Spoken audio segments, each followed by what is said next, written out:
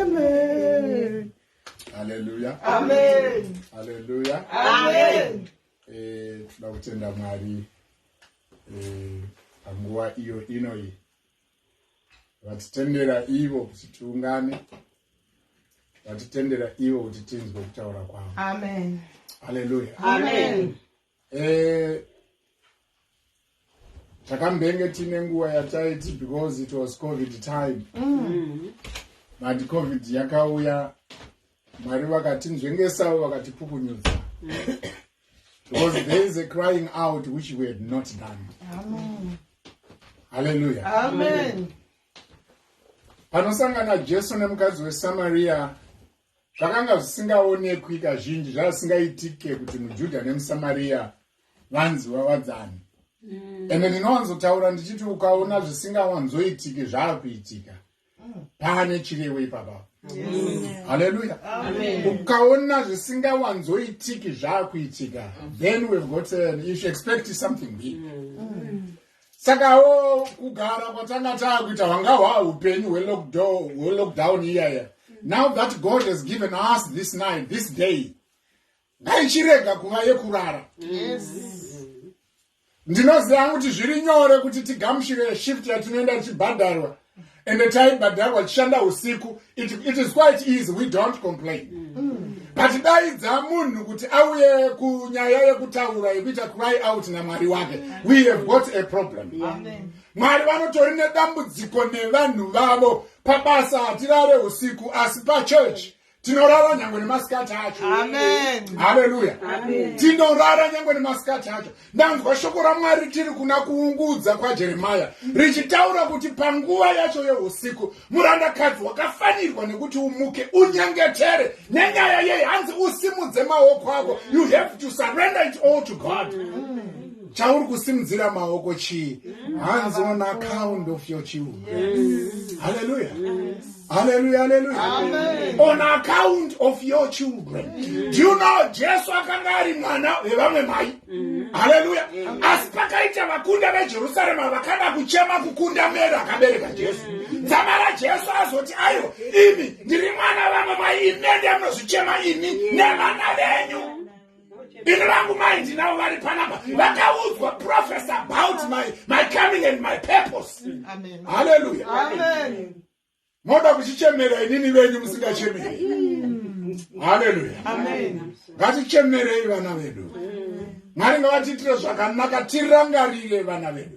But pane nyaya nayo yataudzwa pana Asa. Asa akaita ukama hwake hwakanaka naMwari. And for 10 years, there was peace. Tanzwa zvizvo pavhesi ya1 and 2. 10 years there was peace. Mukachiverenga pazasi pavhesi ya6. Tosumuka nayo pa6. Hallelujah. Yes. Iri kuti iyo akavaka maguta akakombwa paJudha. Yes. Nokuti nyika yakanga ino rugare. Yes. Akanga asina kurwa pamakore iwayo. Yes. Nokuti Jehovha akanga amuzorodza. Nekuti Mwari vakanga vadini? Amuzorodza. Tazoro 10 years achivaka. And do you know kuti nyangwe mukati memusha chaiwo mukaona mukangoita peace munovaka. Mukangorumana chete with 4,000 words per minute with 5,000 words per minute. Hapana kana chimwe chete chamunovaka. And mukotanga kushora mweya yake pamadhimonigos, mweya wehurombe usipo. Nenyaya nekuti there is no peace. But when we now know kuti peace inounza, peace iyoyo inounza pfungwa dzekuti tita sei tilake. Hallelujah. Amen. We need to cry out nekuti pane musha usina peace man. Yes. We need to cry out because pane musha usiri kuvakwa, not because mara hipo. Aiwa, there is no peace. Inotendera kuti kuvaka kuvepo. Amen. Hallelujah. Hamunganditaurire kuti munonzwa kuti taurwa kunzi Garden Boy weku-South Africa akavaka suburb. Nesi weku-United Kingdom wonzi akatadza kuvaka suburb. Hallelujah. Amen. Hallelujah. Amen. Amen. Amen. But chakaita inyaya yekuti mumwe musha makawanikwa muine peace. Hallelujah. Vakaitsvaga peace iyoyo. But now because vakavaka, ndati pane umwe musha usina peace. Chavanofanirwa kuchema nezvacho inyaya yerunyararo. Mwari vakupei Zororo. Muwanewo mukana wekuwaka. Kuungudza kwaJeremia atotitaurira kudhara kuti nenyaya nechikonzero chevana. But now taakudzwa kuna Asa chatinoda kuchemera pane musha usina peace. Amen. Patinofamba tichidriva so kuti iyo haiwa I claim it, haiwa I claim izvo, no ndinozo izvo, I claim it. Yapano mwedzi wako wapera. Muna peace here that allows that development to take place. There is no peace. Saka wanacho chekuchemera. Amen. Unodo Mwari vaona shungu dzako dzekudo kuvaka sevamwe. But munoda peace mukuti uvake. Asa had peace. Yakatendera kuti avake. Hallelujah. Asina mosa tuda kuvaka church, we need peace. Asina mosa tuda kuvaka, our future, we need peace. Asina mosa tuda kuvaka something that is physical, we need peace. Kana peace ire elusive isipo, there is nothing that we are going to build.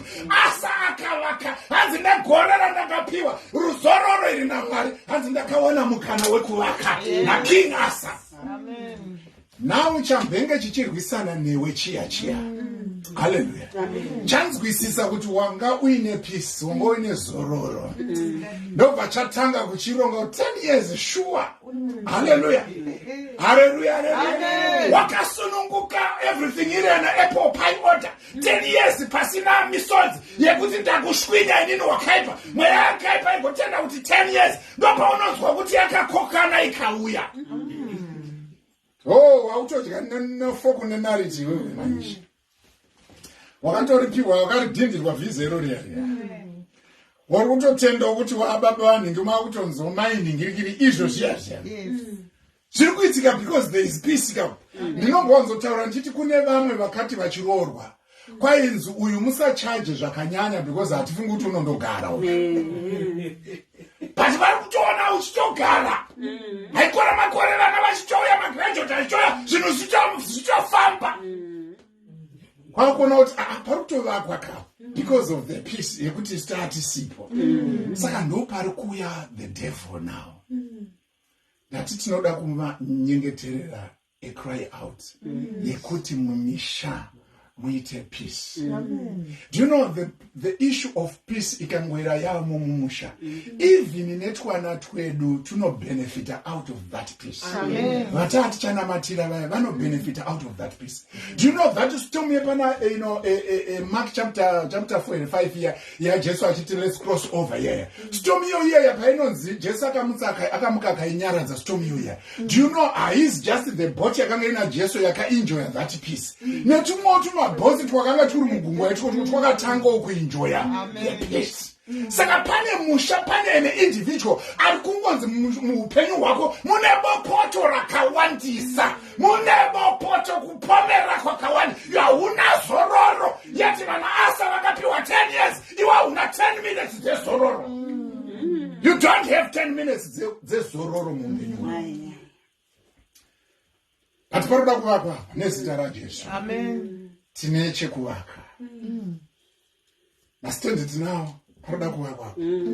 But chinovaka hakuna chinovaka kunze kwerunyararo. Rudo rwomashuruma. Our children will benefit.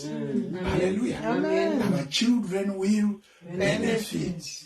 Manzwele kwekutanga kuchakaita kuti rugare rwuvepo, hanzi akaparadza high places ese akaziva akaita restore back vamwari chaiwe vanofanirwa kunamatwa munyika yaJudha. Hallelujah. Amen. Fast forward to 11.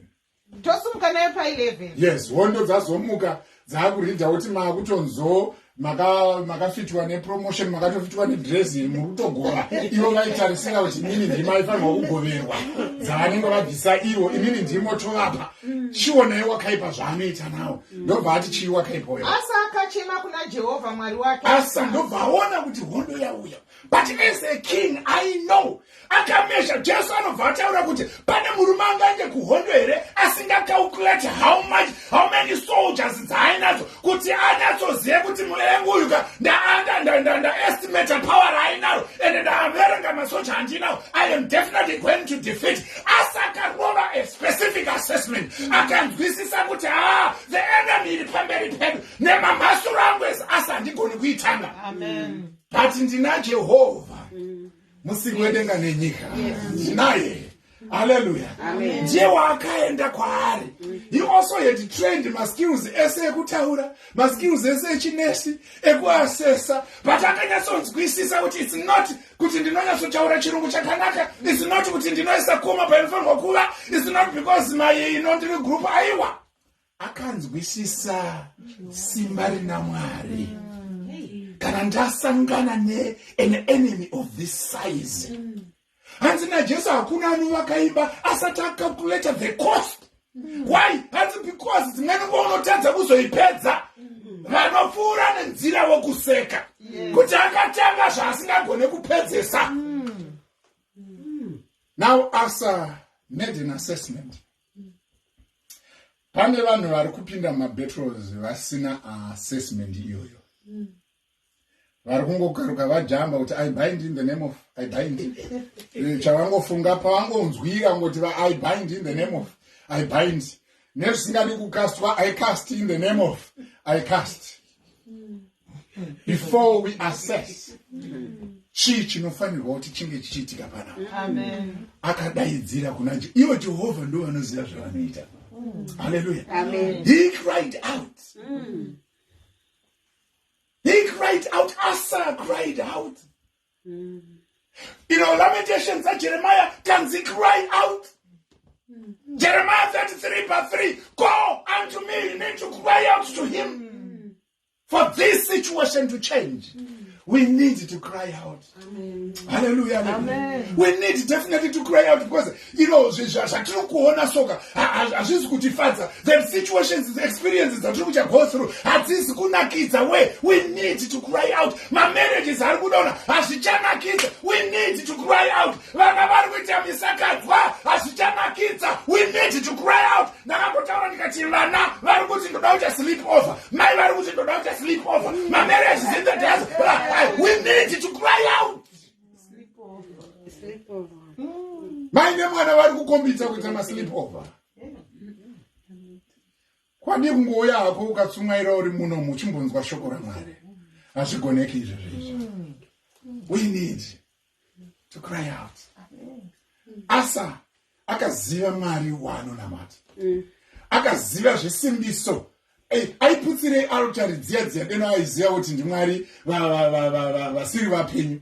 Hazvaigoneka akaziva kuti vanoziva Mwari zviri pamwoyo pangu. Vatondiona ndichiita ende ndichadzokera kwavari kuti Mwari chionai zvaakuitika izvi. Jehovha chiona zvoite nyika. Jehovha chiona zvoite nyika. Jehovha chiona zvoite nyika. Asa cried out to God. Vavengi vauya chavanga vasingadi kunzwa inyaya yekuti 10 years dzanga kazorora. Chavanga vasingadi ndechicho chandakavaka munguva dzangu dzepisi. Chavasi kuda kunzwa migwagwa yangu yandakavaka nguva dzangu dzepisi. Chavasi kuda kunzwa ikonomi yeJudha ichinzi yabudirira nenyaya yekuti ndandiri panguva yepisi. Nyaya iyoyo haizi kuda kunzwika. Enema haizi kufara neprogress yamunototaura kuti mwana ndinge akaita zvakati, mwana ndinge akuita zvakati, uya muzukuru akuita zvakati kune vane vazukuru. The devil is not happy. And that's the reason why he is coming, to cause chaos. And in my relationships mukatarisa, hakuna chiri kuita retard progress except lack of peace. Hakuna musipisi wainoti gogogoi pano pamusha ikagamushirwa. Hapana chinonetsa kana one thing. But the mere fact that we are looking at outside the door, because without Christ in our lives, let's forget to talk about peace or love. Jesu anofanirwa kutenga ari muupenyu hwedu. Amen. Amen. Amen. Amen. Amen. Ndakaona vamwe peace iyoyo yauya, imba yakavakwa ikasvika pawindow level, vamwewo vakasvikawo paroof level, vamwewo vakasvika pamatiles, vamwe vakasvika paplumbing, vamwe vakapedza chaipo kutonzwa kuti yapera. Building houses in Zimbabwe aiwa ndiyo yedu idzi makiyi aripo. but peace yakazongoshayikwa yakatama because yakazonetsa kuti saka wopinda mondiani saka watombosira makiti chikwira ndege ndiani saka umwe akati bamnene wangu waya vana mwana wati ayo saka vanenge vachibhandara kakwaura vakatodzinga basa manhu kuzimuglas havasiko iyo chiumbwa chavapo but pakashayikwa peace. Vamwe vari kushayiwa peace at ground level chaipo at ground level, ground zero. Peace haipo, no development. Vamwe aiwa vari kumbosesedzwa aiwa vakaziva nhamo chaizvo vari kumbosesedzwa but 10 years dzavo dzekupiwa peace vavanga kusvika ipapo kuti vachidzoka varambe vachitenda pamberi paMwari ndo zvaakushayikwa. But asa dambudziko iroro rauya uyo akamhanya kushamwari dzake akati ari kurambidza munin'ina wangu kuti apinde uyo akamhanya kushamwari dzake hapana akaita cry out to the Lord hakuna. Yes, imba iripo asi chaachiumbwa chenharo, a source, a thorn in the relationship. Nekuti taane chekuti kana torambana toti tinotengesa tichidivhaidhana because chavapo. That becomes a problem. Definitely this is happening. And the reason why we are here, we need to cry out. This has to stop. Hallelujah. Amen. Kuivari kuurayana. Kuurayana chako kuurayana. Bata banga kuti mukadzi chwa. Kana mukadzi wokubata banga kuti vana chwa. Chikonzero chii? Ishu yamu nemurume. Vamwe nekuda kumabvi. We need to cry out. We really need to cry out. And where elephants are fighting, it is the grass that is suffering. And that grass that is suffering, instead of which we are suffering, they are muted out.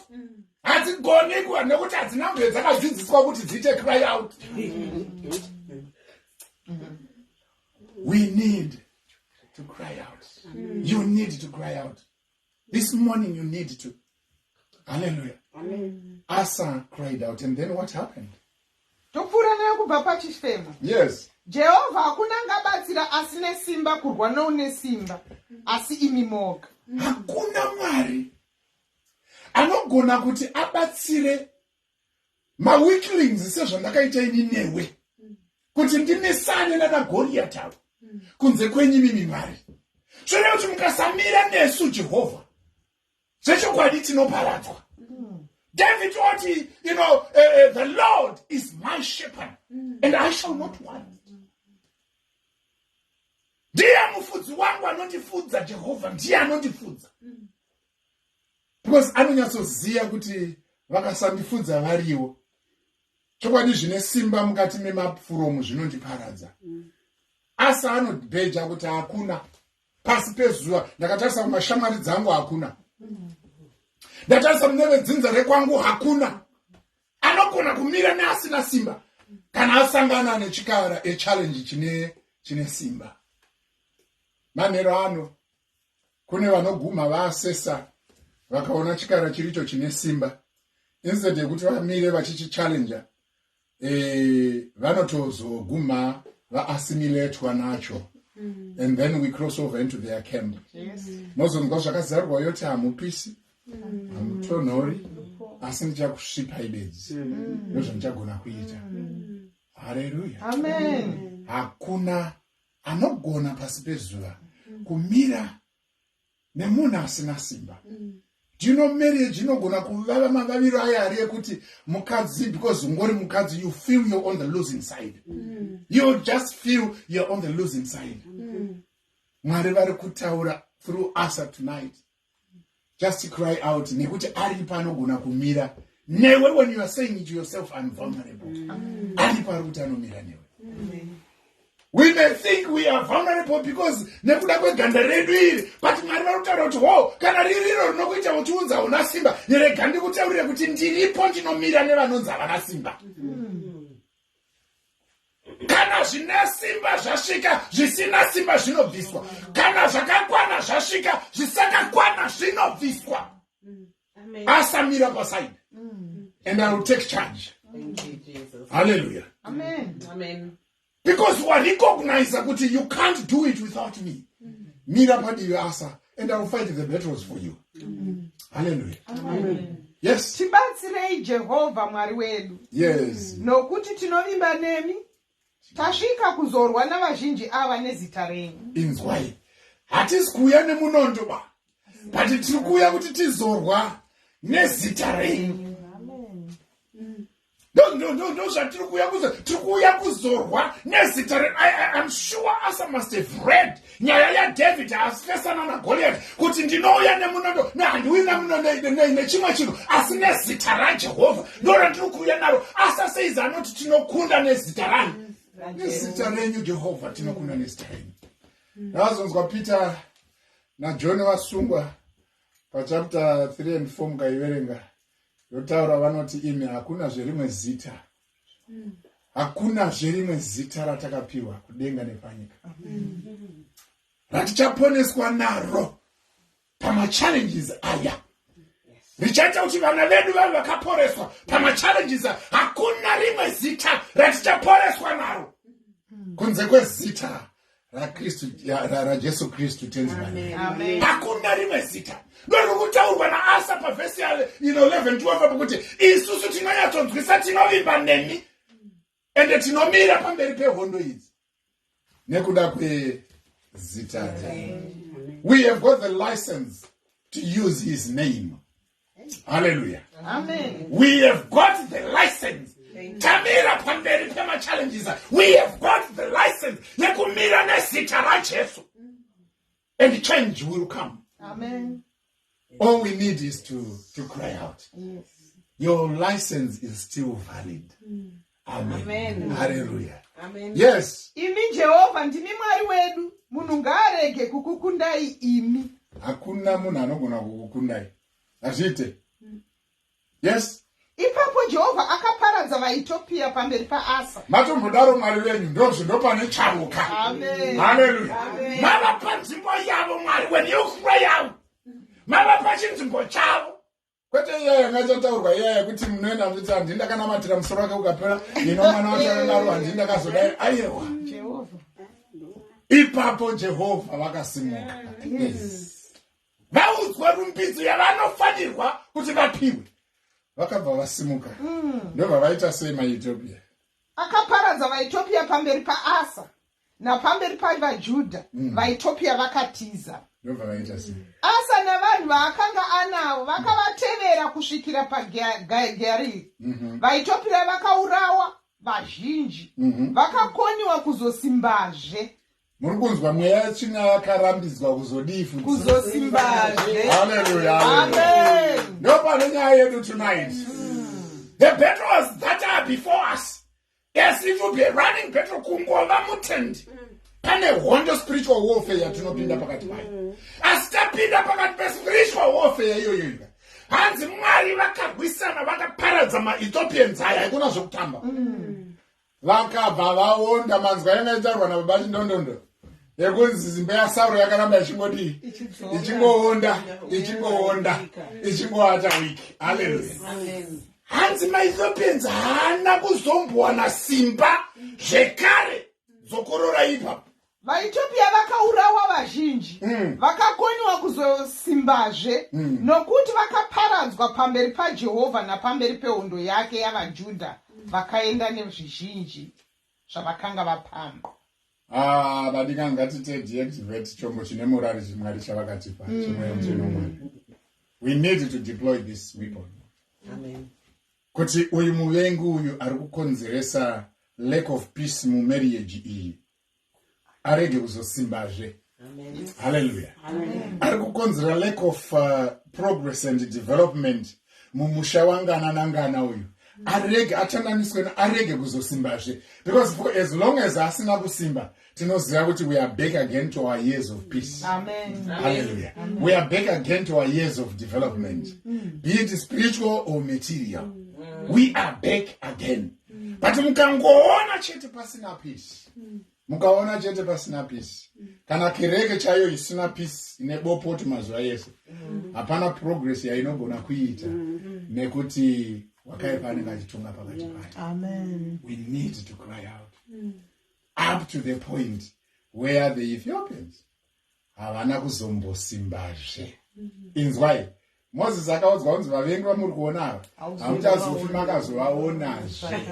Hallelujah. Amen. When they became challenges kumberi uku akanga vava vamwe kwete maEgyptians aiwo. Yanga imwe level, yanga imwe zvikwata kwete maEgyptians. Hallelujah. Saka uya anoda kuramba achingodzoka wanzi mweya unongoramba uchitenderera, unoramba uchingotenderera, unoramba uchichingo aiwa. We need more challenges as we walk, as we advance. Kana chisangana tichingoramba chisangana nemuIjipita, kana dai kwakuri kubva kuIjipita kuenda kuKenani. Kana tikaramba chingoona muIjipita zvinoreva kuti hatisati tabuda muEgypt. We are still there. Because kana tabuda chokwadi chiripo ndekuti hatichafi takavadifu. Hatichavaoni. We meet new challenges. Amen. So that's the cry out Mwari yavatitendera manirano to do. To the point where these Ethiopians havagone kuzofa vakaita simbazve. In English, that last verse. Hallelujah. Amen. And Asa cried out to the Lord, his God, and said, Lord. No, the last one you read, Ethiopians. The Ethiopians. Verse 13. And Asa and the people who were with him pursued them to Gerar. So the Ethiopians were overthrown. They could not recover, for they were broken before the Lord and his army. And they carried away very much spoil. Then they defeated all the cities around Gerar, for the fear of the Lord came upon them, and they plundered all the cities, for there was exceedingly much spoil in them. They also attacked the livestock enclosures and carried off sheep and camels in abundance and returned to Jerusalem. There we go. They have pursued, they have overtaken, they have recovered. May it be so that kunemwana wesapu gamanyengetera. My friends, even on Facebook, Vanesu, throughout this night, it's our prayers that Mwari ngavadaire munyengetero wenyu. When you seize the moment, you really need to cry out, because pane zviri kuitika mauri zviri kungoratidza kuti wakombwa. You are under siege. Amen. Now when we are under siege, we need to cry out to the Lord. Gideon, chapter 6 and 7, Judges. Munoona Gideon, when the Amalekites vakamuvaonesa moto, pakaiti vanodyara maAmalekites ouya vachikohwa. Ivo ndo vanodyara, ndo vanodiridza, ndo vanofertilizer. Asi come payday, maAmalekites ouya otora mukoro wese woenda nawo. And the children of Israel, what did they do? They cried out. There is nothing as so important as knowing who to cry out to. Amen. I know we've got friends, I know we've got relatives, we've got papas, anointed bishops and the like, but please, this is your God. Nofunga kuchibanda vaemphasize kuti Mwari uyu ndimwari wakowo. Mukaverenga Isaiah 65 inokutaurirai kuti nyangwe Abraham asingati zururi, asi Mwari uyu ndimwari weduwo. Amen. We need to cry out. Zvikuitika mumasisters ako izvi, you need to cry out. Zvikuitika mumabrothers ako izvi, you need to cry out. Chekuchema unacho inzwa kudenwa. Kuti how come ndakatonhora ndakadai and yet the situation yakamira right. Isina kumira right.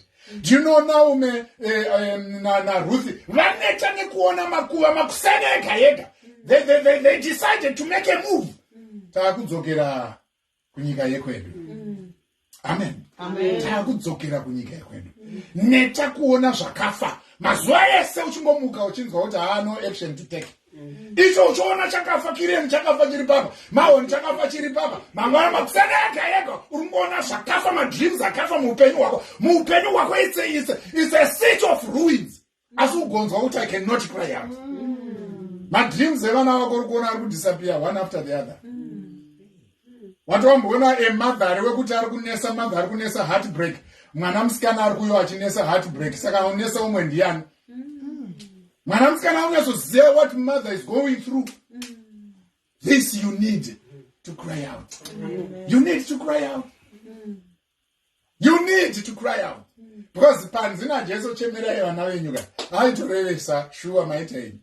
Aitorevesa. Amen. Amen.